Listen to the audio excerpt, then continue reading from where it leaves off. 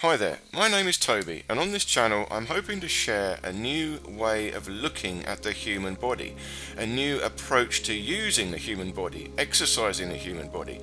And this is different because it's not so much about what you do as how you do it. This is about controlling the alignment and the structure of your body. If you can do this, you become much stronger, much more efficient with less effort. So I call this body efficiency training, and this is really advanced spinal alignment. See, although I'm doing here a dumbbell press and a squat, and you see I'm doing them at the same time, it's not so much about the movement, it's about controlling my body structure. This is about structural isometrics.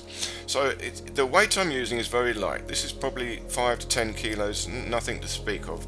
But usually I would do this with maybe 20 kilos. But if you want to try this, I suggest you try with just a broomstick, so no weight at all.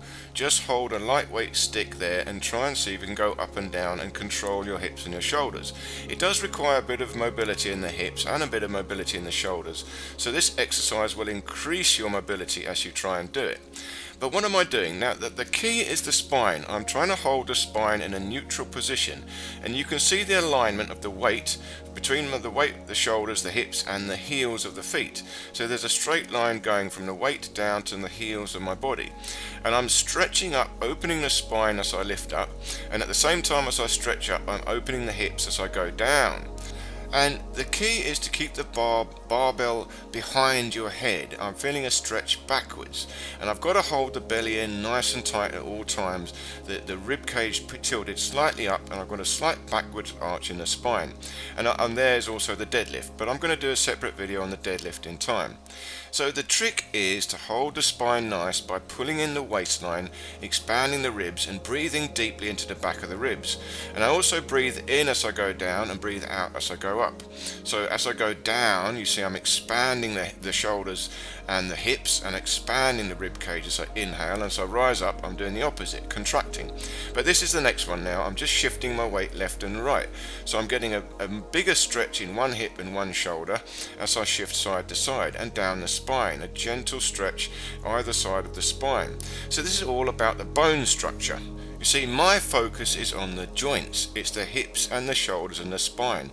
I'm not so much worried about the muscles. It's not the muscles that are doing this work. I'm working on the joints, the stretch in the joints, the ligaments and the tendons in the joints, and holding an isometric tension to control my body structure. It's not about the movement, it's about the body structure. Now here I'm dropping the weight backwards. Now this is very interesting. I'm dropping the weight behind me, so I've got to work to stop myself falling back. Now I'm no longer fighting to lift the weight above my head. I'm now fighting to stop myself falling backwards. Now, this is very interesting. It changes the dynamic of holding the weight above my head. I'm using my spine alignment to hold the weight. I'm not actually lifting the weight up. I'm using my whole body structure, pulling in the belly to stop myself falling down to hold the weight up. And that is very similar to the exercise bamboo swaying in the wind, and I'll leave the link to it here, you can check it out. But this is all about spinal alignment and holding your body in strong isometric tension to keep your body in a good structure. This makes you stronger and you move about easier.